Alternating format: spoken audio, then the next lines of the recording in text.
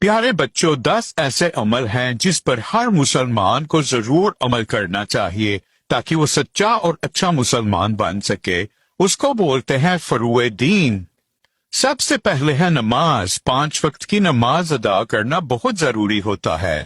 دوسرا عمل ہے رمضان کے مہینے میں روزے رکھنا، اور تیسرا عمل ہے حج ادا کرنا۔ چوتھا عمل ہے زکوٰۃ دینا، اور 5واں عمل ہے خمس ادا کرنا۔ 6ویں عمل پہ آتا ہے جہاد، اور 7واں عمل ہے امر بالمعروف، نیکی کا حکم دینا۔ 8واں عمل ہے نہی عن المنکر، برائی سے روکنا۔